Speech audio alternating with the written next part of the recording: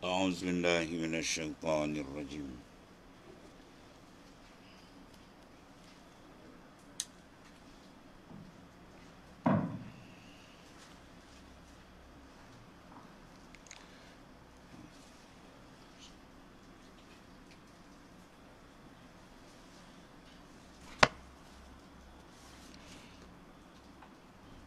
أعوذ بالله من الشيطان الرجيم فخسفنا به وبداره الأرض فما كان له من فئة ينصرنا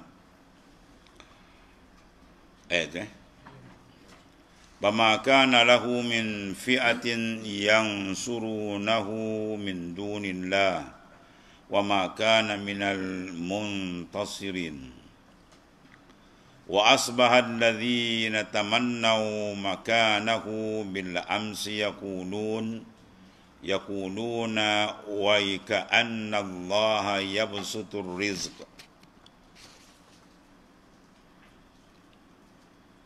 ويكأن الله يبسط الرزق لمن يشاء من عباده ويقدر لولا أن من الله علينا لخسف بنا وكأنه لا يفلح الكافرون.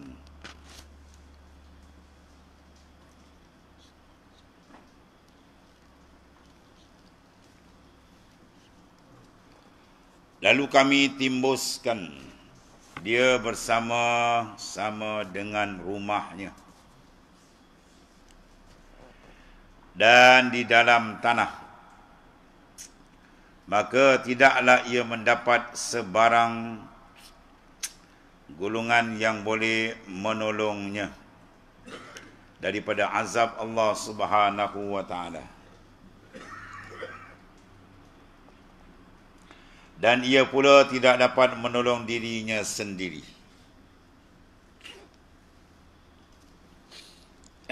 Dia tenggelam, rumah tenggelam, karun, habis semua sekali.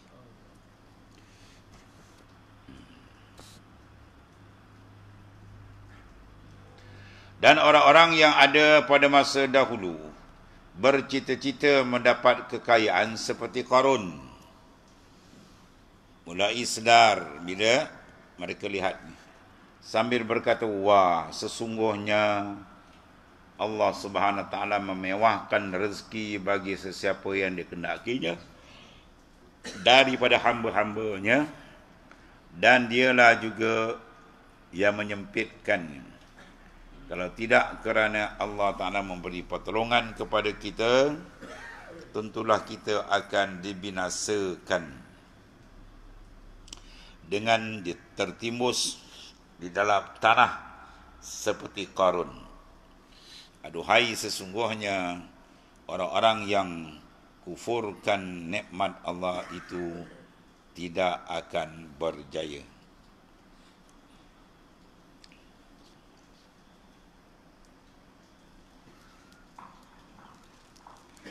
Tafsirnya setelah diceritakan bagaimana Qarun menunjukkan kekayaan kepada kaumnya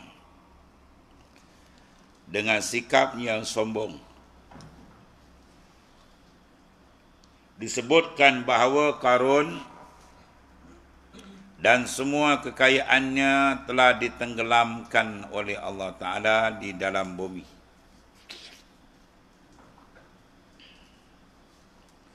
Fir'aun dibenam dalam laut, Qarun dalam bumi sendiri.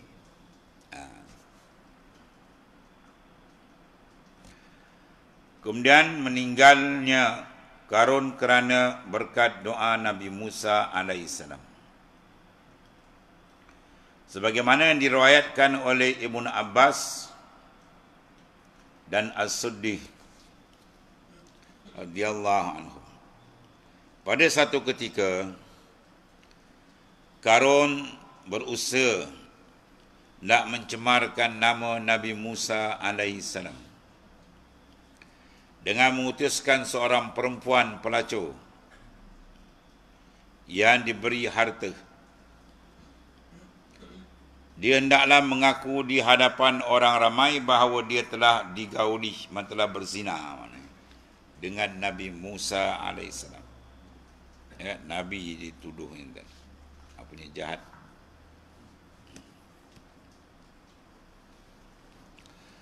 Kemudian pengakuan palsu itu telah diucapkan oleh pelacur tadi. Semasa Nabi Musa AS sedang berdakwah di hadapan orang ramai sambil membaca kitab Allah Subhanahu wa taala. Di peristiwa ini berulang sampai akhir zaman. Ulama-ulama difitnah, dengan perempuan pun difitnah macam-macam kan. Ya, si perempuan pula, betina pula makan duit, dapat duit, sanggup buat fitnah. Yang ni pula nak menjaga kepentingan dia sebagainya, sanggup fitnah orang buat baik. Oh, macam-macam. Sama je perangai lah. Siri cerita dia sama je lakonan dia. Skrip dia sama, pelakon je lain-lain. Ini pelakon orang Melayu macam-macam kan. Ya, sama je kepala otak dia ni. Tujuan dia apa tu? Hendak melayan kehendak nafsu dia, supaya harta dia tidak terjejas. Harta dah banyak kan. Dia dah buat kesalahan segi harta. Apa kesalahan dia dalam bab harta? Karun, dia tak nak keluar zakat. Ya, dia tak nak keluar zakat yang telah diwajibkan. Maka dia cari jalan lah, macam mana nak kenakan Nabi Musa pula. Begitulah mereka. Dia bergaduh sama dia sebab apa? Sebab dia takut dia dah ada buat salah. Ni sekarang kena songkit habis kan. Apa salah ambil jalan apa? Fitnah dia. Fitnah dia, dia kata dia macam-macam. Sama je kepala dengan Karun. Allah. Jadi pengakuan palsu itu telah diucapkan oleh pelacur semasa Nabi Musa AS sedang berdakwah. Nabi Musa membawa kerja dia, menyampaikan Islam, minta manusia mentauhidkan Allah Ta'ala. Dalam kerja yang besar di bawah ni, telah hantar ke tujuan pula. Pelacur pula mengaku. Tak pasal-pasal. Yang buat pengisytiharan mana di hadapan orang ramai. Tu ya. Ketika Nabi Musa berdakwah di hadapan orang ramai, situlah dia sibuk. Kemudian Nabi Musa SAW terkejut. Ya.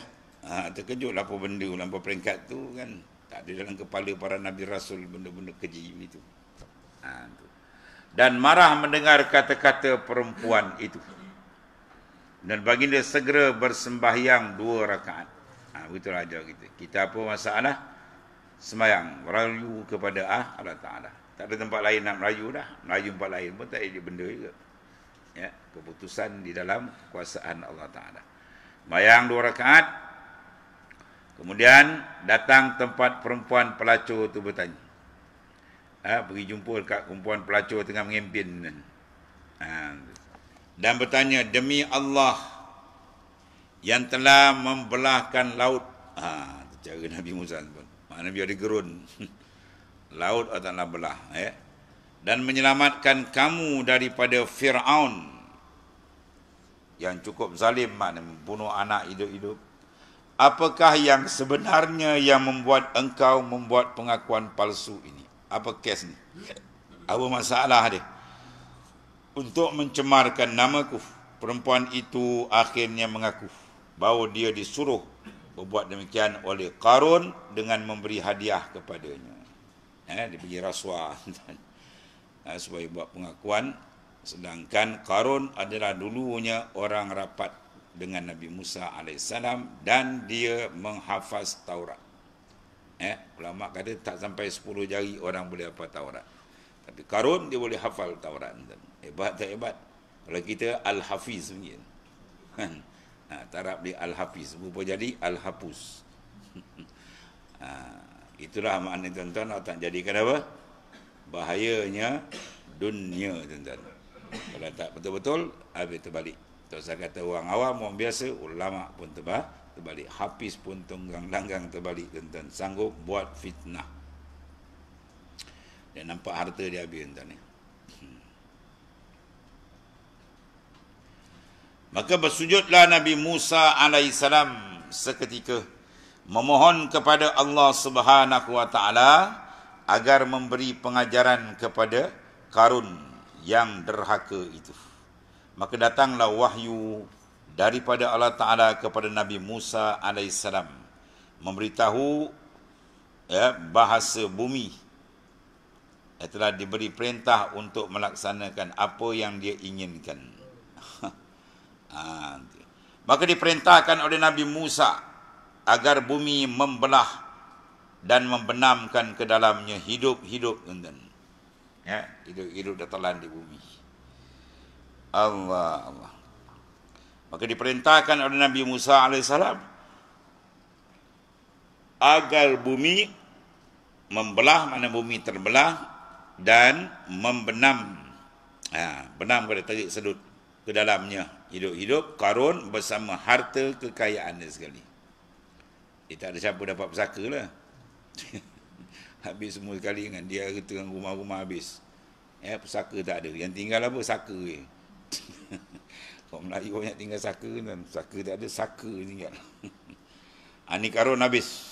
Licin sekali dengan dia rumah-rumah dia, harta benda emas dia habis, orang sedut tenggelam, dibenamkan oleh Allah Ta'ala. Allah.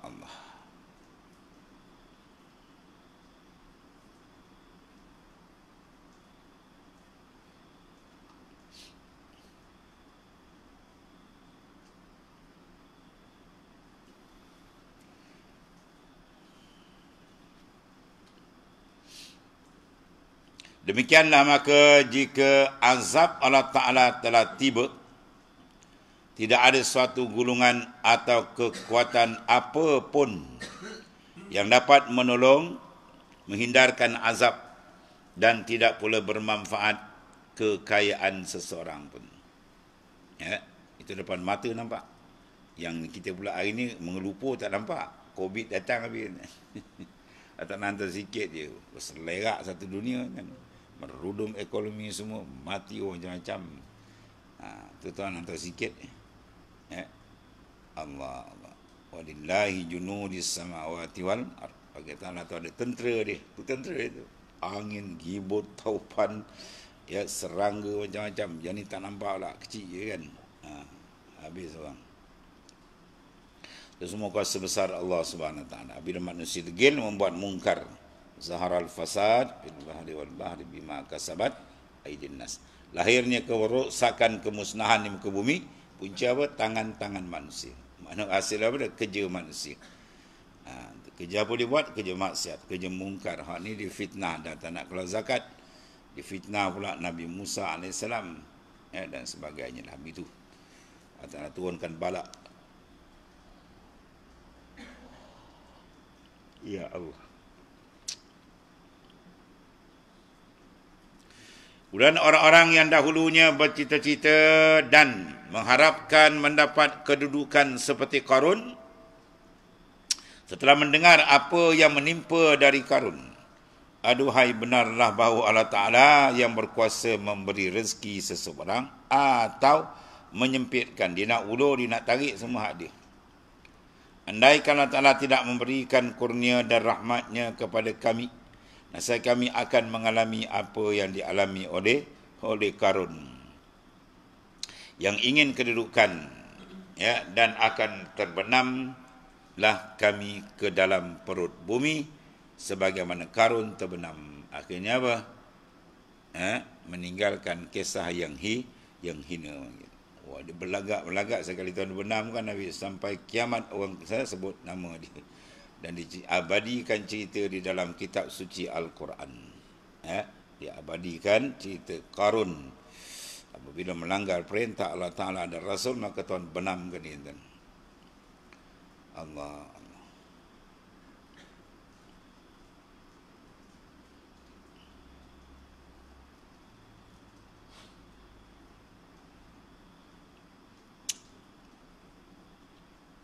Semua kisah tadi nakkan kedudukan, pangkat, jawatan, nama, harta benda, habis. Dan akan terbenamlah kami pula, kata mereka tadi dah takut perut bumi sebagaimana Qarun terbenam. Sesungguhnya tidak akan beruntung bagi orang-orang yang mengingkari nikmat dan pemberian Allah Ta'ala. Apa makna ingkar di sini? Mereka tak gunakan pada jalan Allah Ta'ala. Bahkan mereka gunakan pada jalan yang dimurkai oleh Allah. Yang ni dahsyat, digunakan duit dia pergi sogok perempuan pula, suruh mengaku macam-macam. Kemudian yang difitnah pula bukan calang-calang orang. Nabi Musa ni Nabi, Rasul, Ulul Azmi, Kalimullah. Itu pangkat dia. Dia nak cari naas tentang ni, difitnah. Habis. Tak nak hantaukan sampai akhir zaman, kata ulama. Firaun, Karun ni disedut sikit sampai hari kiamat bau jejak bumi yang ketujuh. Macam mana kita rasakan sikit turun, sikit. Penuh derita azab yang sangat dahsyat. Itu hasil kemurkaan besar Allah Subhanahu wa taala.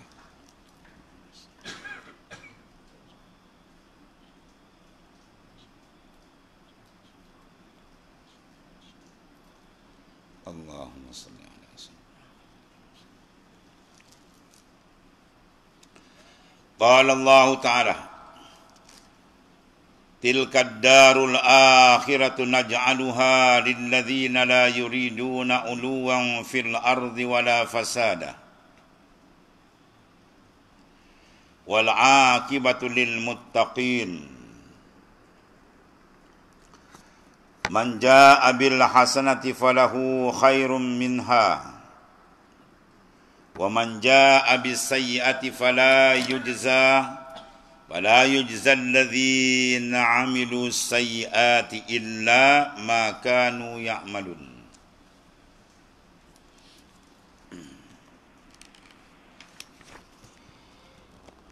Negeri akhirat, di mana tilka dar ay darul akhirah, negeri akhirat yang telah diterangkan nikmat-nikmatnya itu.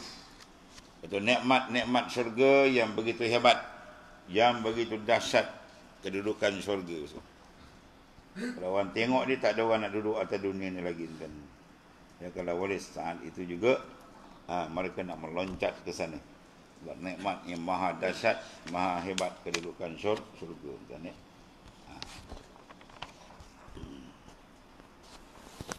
Allah. Kemudian kami sediakan bagi siapa ni? Bagi orang-orang yang tidak bertujuan hendak mendapat pengaruh atau kelebihan di muka bumi dan tidak hendak melakukan kerosakan, dan kesudahan bagi yang baik adalah bagi orang-orang yang bertakwa. Tilka darul akhirah, demikian lagi akhirat, naj'aluha, kami jadi dan kami sediakan bagi siapa tu? Lilladzina la yuriduna uluwan fil ard, bagi mereka yang tidak ada iradah, tidak ada kehendak meninggikan diri, membesarkan diri. La yuridu arada, yuridu iradatan. Mana iradah? Mana yang tidak ada terlintas dalam hati dia sepanjang di dunia ni untuk apa? Ada iradah untuk mencari ketinggian, nama, pangkat, berebut macam-macam. Sebab tu dia orang apa, cari duit sebanyak-banyak, nak jaga jawatan dia. Besok nak turuk sana, juruk sini kan. Dia dah banyak duit, dia senang jolok, macam gala dia jolok kan. Rupanya semua membawa kebinasaan diri mereka sendiri kan. Allah. Berarti kata hubbit ulu sababul intikas. Ya, kasihkan kepada ketinggiannya apa? Menjadi sebab manusia itu terbalik. Ya, hubbul ulu ada dalam batin hati dia tadi, irada dan kehendak al-ulu, mana ketinggian. Segi nama dia, segi pangkat dia, jawatan dia dan sebagainya, semua nak tinggi. Ya.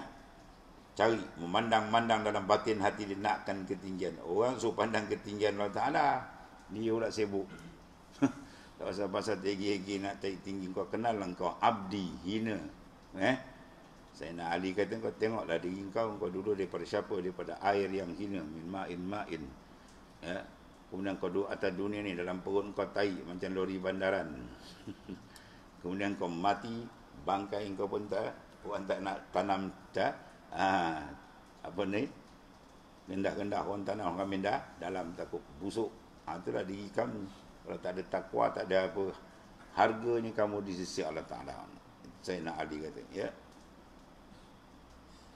Jadi hubbul ulu dipanggil ala nas sababul intikas, sebab manusia terbalik. Ya, terbalik akidah tu lagi besar. Terbalik perjalanan hidup dia, akidah pun tertonggang langgang terbalik. Sebab apa? Ada kehendak, iaitu ada minat seronok dengan mencari ketinggian. Ya. Jenis ni kalau semayang tuan, dia tak boleh jadi makmum, dia jadi imam. Kalau duduk sab ketiga pun dia niat imaman. Duduk belakang pun imam ke? Sebab apa dia tak belajar niat makmum, dia belajar niat imam je. Kerja dia pun nak jadi ketua orang kerja dia. Sedangkan dia tak tahu dalam kita merendahkan diri itu banyak kelebihan Tuhan buka. Ya, man tawadha'a rafa'ahullah. Siapa tawadhu ya Tuhan angkat martabat dan tinggi. Itu manusia tak kenal Allah Taala macam itulah. Orang suruh besarkan Tuhan, kenal Tuhan, dia besarkan diri dia tak pasal-pasal. Allah.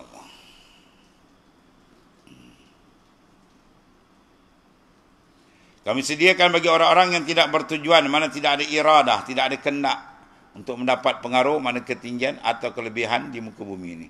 Dan tidak ingin hendak melakukan kerosakan. Di dalam hati dia, ingin pun tak nak kebesaran dan tak ada minat nak melakukan kerosakan. Apa kerosakan? Ialah melakukan maksiat. Birtikabil ma'asi. Dan kesudahan yang baik adalah bagi orang-orang yang bertakwa. Wal akibatul lil muttaqin. Itu janjian Al-Quran. Siapa yang datang membawa amal baik pada hari akhirat besok, maka baginya balasan yang lebih baik daripadanya. Dan siapa yang datang membawa amal jahat, maka mereka yang melakukan kejahatan tidak dibalas melainkan dengan apa yang mereka kerjakan. Jadi maknanya Allah Ta'ala memberi balasan setimpal dengan apa yang dilakukan oleh manusia itu sendiri. Tafsirannya, Allah Subhanahu wa Ta'ala berfirman dalam ayat tersebut, memberi khabar dan berita, memberitahu bahawa kehidupan bahagia di akhirat dengan kesenangan dan kenikmatannya yang kekal itu disediakan oleh Allah Ta'ala bagi hamba-hambanya yang mukmin. Itu syarat pertama. Kalau iman tak ada, iman tak sah, iman rosak ke apa semua, dia tak akan dapat segala kelebihan dan tawaran. Sebab kena jaga iman betul-betul.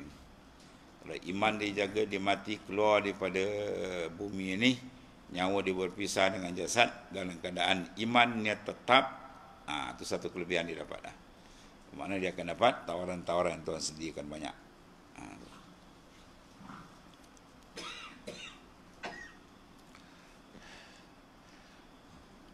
Hamba mukmin mana? Satu, sifat dia yang tawadhu', yang merendahkan diri.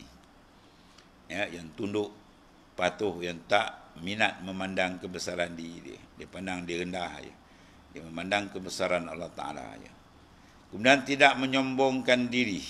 Sombong, takabur, itu semua makna sama. Orang takabur ni apa? Dia merasakan dia lebih baik daripada orang lain. Ana khairun minhu, dia kata. Itu ucapan slogan syaitan iblis. Aku lebih baik daripada Adam. Kalau terlintas di hati kita je tengok orang je kan, rasa kita baik, habis. Kalau arwah Ustaz Raus kata apa, tu kita. Orang takabur dia suka pun tuan. Dia suka kentut dengan hidung. Tahu kentut hidung? Dia tengok orang dia embus. Tu kentut hidung. Dia tengok orang tu, dia ni. Dia embus. Tu adalah sifat tu ada dalam perut dia tu.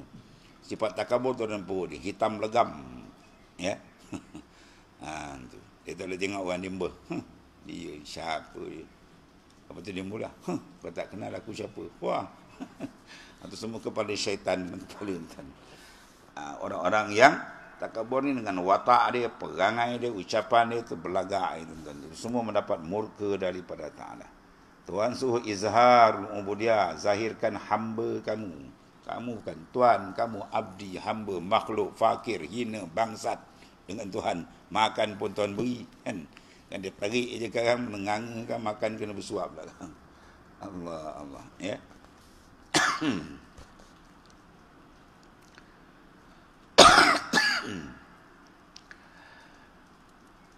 Kemudian tidak menyombongkan diri.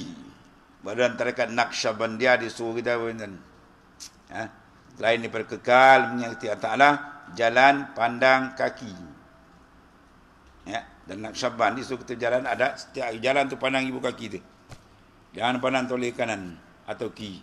Maknanya apa? Tawaduk tu maksudnya. Jalan tu tunduk dan sebagai hamba Tuhan.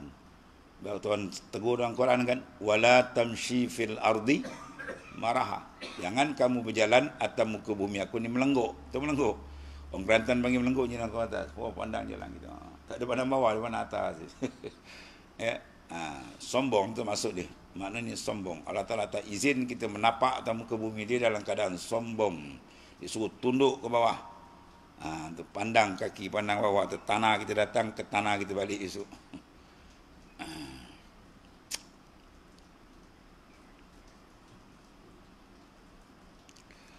Allah. Tidak melakukan kerosakan di muka bumi dan bertakwa kepada Allah Ta'ala. Ini insan yang Tuhan sayang. Ya.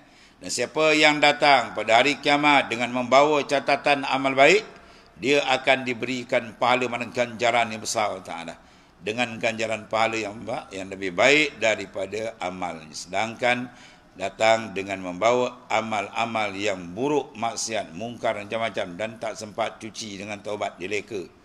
Malaikat maut datang habis, berkeladak lagi, berkubang dengan kekotoran mungkar maksiat, maka dia akan dibalas dengan ganjaran yang setimpal, ya, maknanya dengan apa yang telah dikerjakan.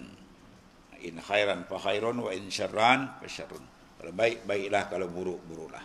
Dan satu lagi diriwayatkan dalam sahih, hadis sahih bahawa Rasulullah bersabda, innahu uhiya ilayya an tawada'u hatta la yafkhara ahadun ala ahad wala yabghi ahadun ala ahad.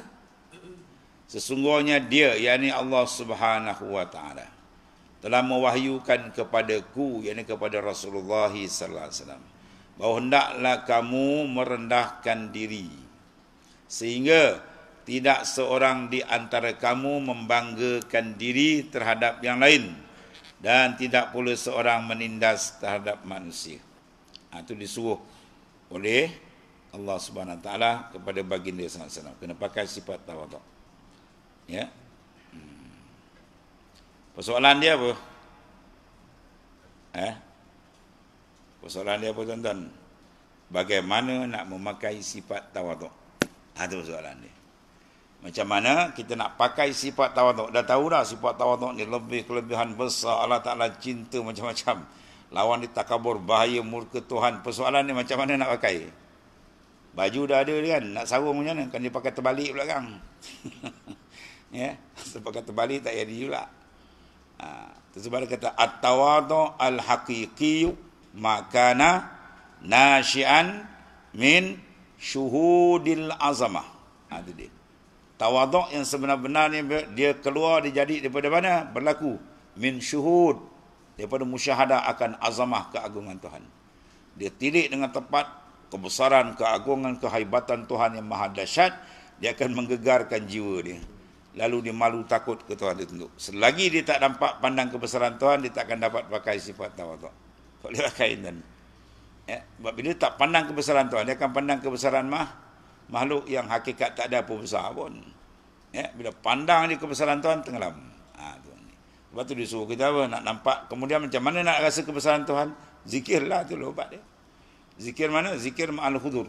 Sebut nama Ta'ala serta fahamkan makna hayat itu terbesarnya Ta'ala, keagungan dia, kehebatan dia. Barulah dia rasa tunduk diri dia. Kan?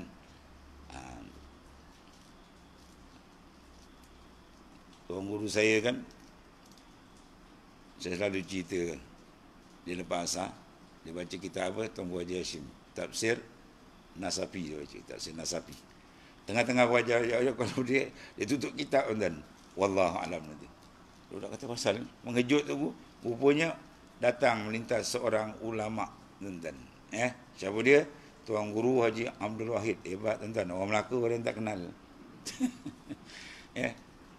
Orang Melaka dia cerita teruk tuan, dia buka pondok tu sampai apa, orang sebelah rumah dia tonggeng ke buntut pun dia tuan. Macam-macam tuan ni. Orang luar tak kenal, orang dalam tak kenal, orang luar kenal.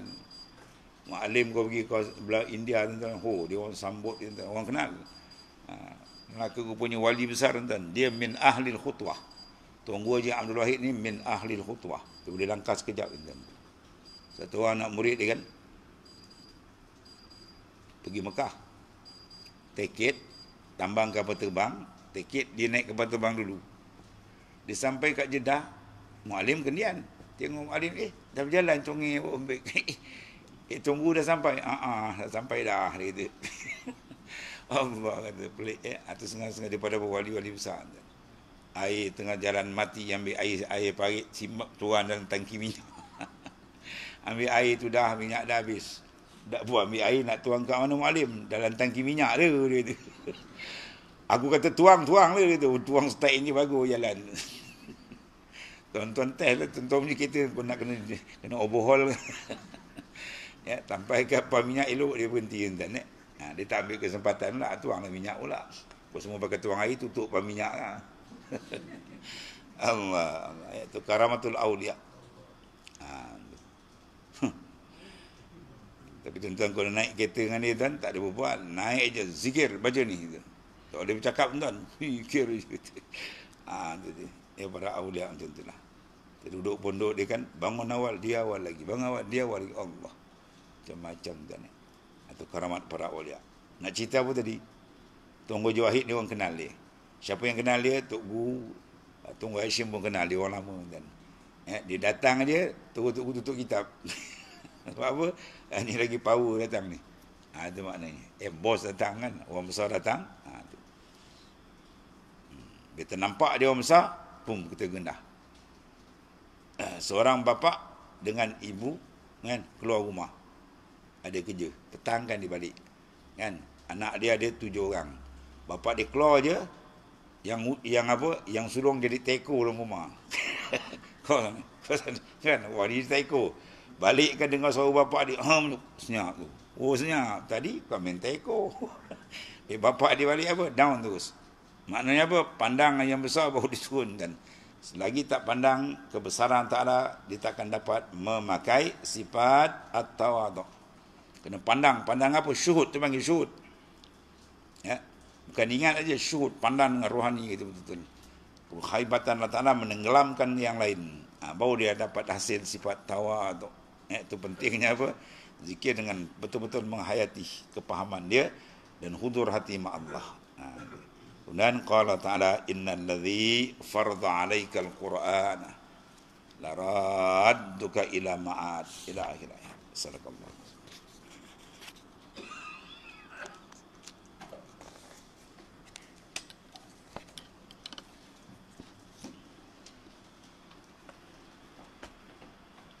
Bismillahirrahmanirrahim.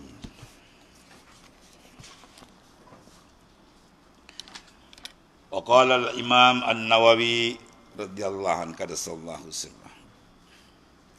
Kami riwayatkan dalam Sahih Bukhari dan Muslim daripada Sayyidina Abu Sa'id Al-Khudri radhiyallahu anhu bahawa Rasulullah SAW bersabda kepada kaum Ansar. Abu Sa'id Al-Khudri, cerita yang masyhur dia kan. Tu. Apabila dia bersama satu rombongan sahabat lalu satu qaryah, tiba-tiba ketua kampung tu apa? Panggil dia kan. Rupanya ketua kampung tu dah sakit lama, tak baik-baik berubat, beribu dah duit habis lah maknanya. Tiba-tiba dia tak ada raikan kawan tu pun, tapi oleh kena ada kepentingan diri dia kan. Yang gambar-gambar tu mungkin ada orang pandai berubat. Dia panggil lah. Sayyidina Abu Sa'id Al-Khudri pun datang. Dia minta sebekas air. Dan dia membacakan suratul Fatihah 3 kali. Kemudian suruh minum. Izin Allah Ta'ala tu baik. Dapat seronok orang tu kan, dah sembuh kan. Dia pun bagi dekat 3-40 ekor kambing hadiah. Dia pun pakat terik. Balik-balik sampai sana tanya Rasulullah SAW, boleh ke tidak benda ni kan? Rasulullah kata itulah sebaik-baik hadiah upah yang kamu ambil. Tak apa. Pertama ada masalah apa? Ruqyah. Ya. Maknanya perubatan secara Islam menggunakan apa? Al-Quran, hadis dan asmaul husna. Itu je. Ya, kita gunakan apa? Quran, hadis, masalah dalam tu doa-doa Rasulullah SAW lah. Kan? Kemudian isim nama-nama Tuhan. Lain tak ada. Darat balik darat, laut balik laut, pun tu tak payah. Kalau dia nampak macam kepala datang. Atuk dia kan. Namun dia syirikkan Tuhan, kacau ke dia. Kata Abu Sa'id Al-Khudri radhiyallahu anhu bahawa Rasulullah SAW bersabda kepada kaum Ansar ketika Sa'ad bin Mu'az datang. Apa Rasulullah kata? Rasulullah bersabda, "Qumu ila sayyidikum au khairikum." Qumu mana berdirilah kamu menyambut sayyid atau apa sayyid. Ya, mana orang muliakan kamu atau orang yang terbaik daripada kamu. Tidak salah. Ya. Beradab, bertuntun guru dulu kan itulah. Sidi Ahmad Rashid kalau dia datang masjid kan, pak pun semua nak pergi bangun. Kan? Kan? Kalau bab ni kita tengok budak sekolah lagi pandai. Betul? Cikgu ni masuk semua bangun. Kan? Assalamualaikum ni salam kan.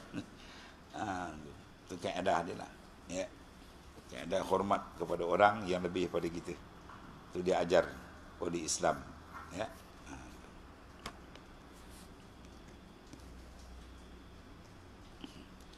Tentu kalau buka dalam kitab ta'lim, kita buka sikit tak baca kan. Dia kelebihan ilmu tu, guru tu, masya-Allah. Ya. Hormat kepada dia tu sampai anak dia lalu pun kita kena bangun kan. Kalau tuan guru kita, anak dia lalu, bukan tok guru, anak dia lalu kita bangun. Ini tok guru datang dia buat dah. Dia muyang dia. Dia kata biar dia adab, tiada adab. Bila tak ada adab, ilmu tu kurang berkat. Ya. Banyak kalau baca adab guru kan ni.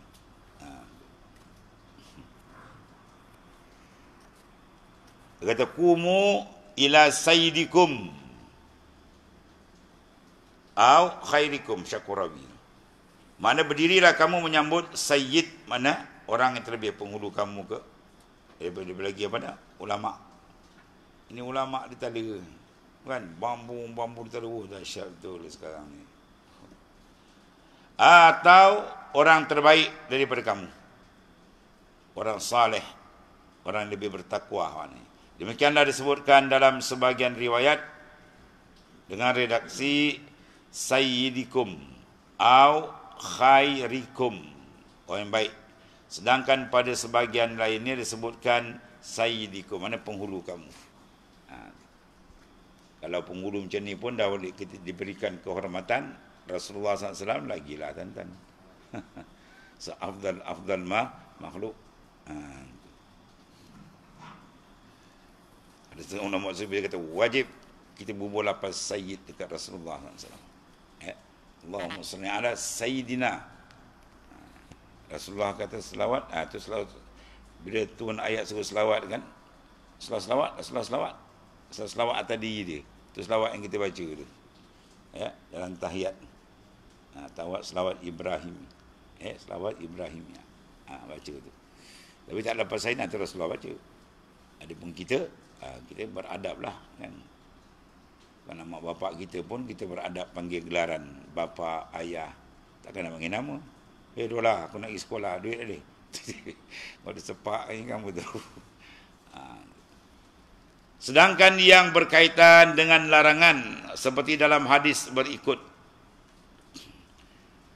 Kami riwayatkan daripada sanad sahih di dalam Sunan Abu Daud daripada Buraidah.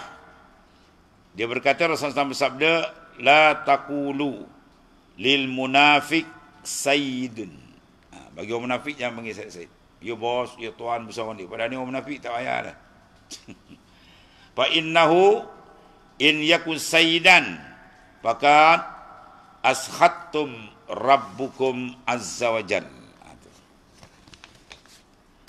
Artinya jangan kamu sebut seorang yang munafik sebagai sayyid. Ya. Baik tuan, ya tuan, sayyid itu tuan kan. Maksud dia apa ni, jangan kita berbesar-besarkan dia. Orang munafik ni apa? Tak layak dibesarkan. Dia dengan Tuhan dibohong, tipu. Ya, munafik ni apa makna? Izharul iman wa idmarul kufrah. Menzahir-zahirkan iman konon padahal dia kafir dengan Tuhan. Ya, dia tikam, orang panggil apa? Api dalam sekam. Gunting dalam lipatan mungkin. Lagi jahat ni. Menurut saya, siapa dia? Al-Imam An-Nawawi. Di dalam beberapa hadis yang telah disebutkan dapat disimpulkan. Kesimpulan ini bahawa apa? Dibolehkan memberikan sebutan kepada seorang dengan sebutan Sayyid. Ya, Sayyid mana tuan. Tunggu dulu pun dia panggil macam tuan-tuan kan. Itu dia menghormatilah. Apabila dia tergolong orang baik dan memiliki keutamaan baik dari segi keilmuannya, seorang ulama, atau kesalehan dia, orang saleh yang taat kepada Taala, atau yang lain lagi lah. Tetapi jika orang itu yang dimasukkan tergolong fasik, orang perosak. Fasik ni mana perosak. Dia rosakkan apa? Alat perosak dia. Maksiat dan mungkar. Birtikabil ma'asi. Dan buruk agamanya, yang tidak bulan puasa serokok saja kan. Siang hari juga malam.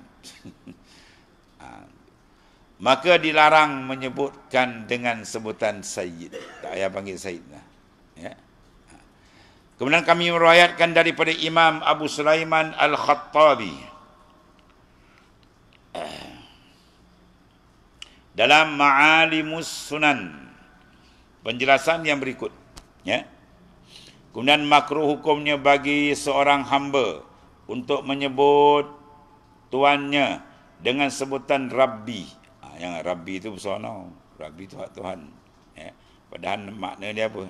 Pengawal, penjaga. Semestinya menyebutnya dengan Sayyid, atau Maulaya. Maulaya itu apa?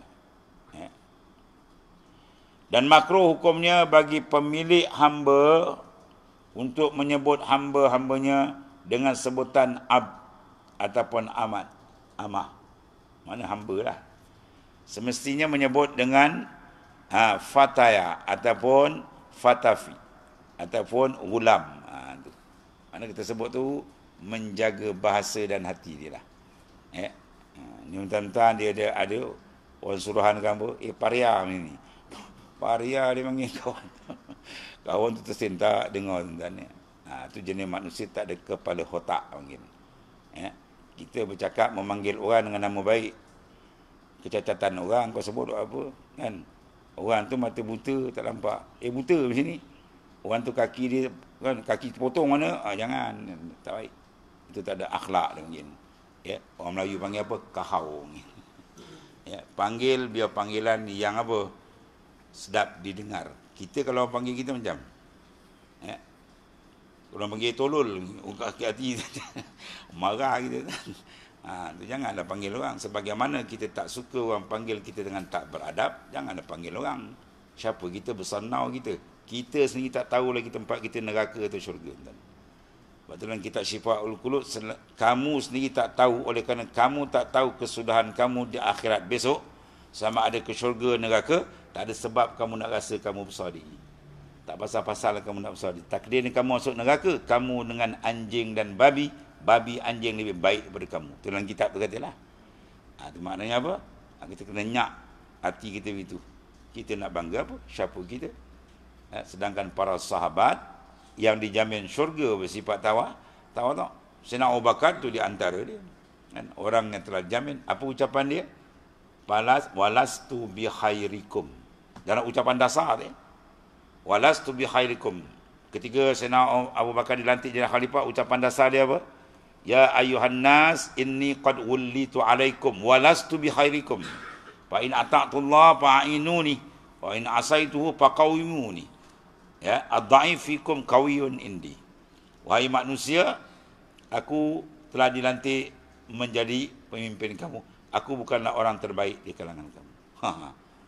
Hebat tak hebat? Tawaduk Sayyidina Abu Bakar As-Siddiq radhiyallahu anhu. Walastu bi khairikum. Aku bukanlah orang yang terbaik di kalangan kamu. Sekiranya aku taat kepada Allah, maka pakak-pakak tolonglah aku. Kalau sekiranya aku derhaka, pakak-pakak perbetulkanlah aku.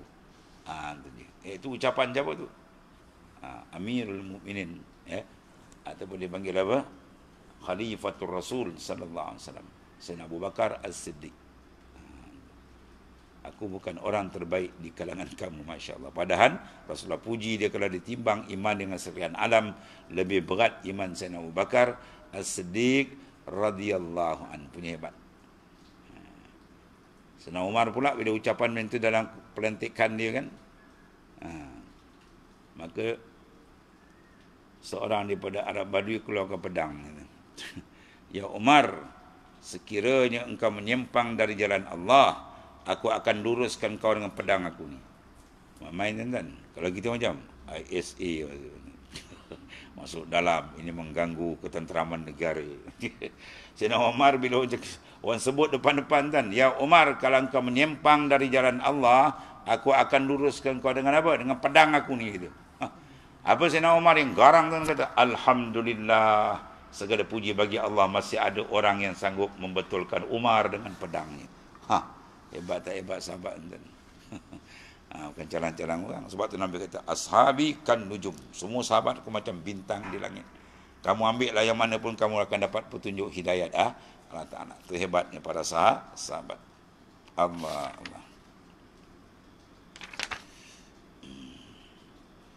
Kemudian seterusnya kata Al-Imam An-Nawawi, kami riwayatkan dalam Sahih Bukhari dan Muslim, wallahu a'lam. Sadaqa Rasulullah sallallahu alaihi wasallam. Bismillahirrahmanirrahim. Alhamdulillah. Sayyidina Maulana Muhammadin ala alihi wa sahbihi. Allahumma ighfir lana fa inna khairal kullahu bi yadi wa anta min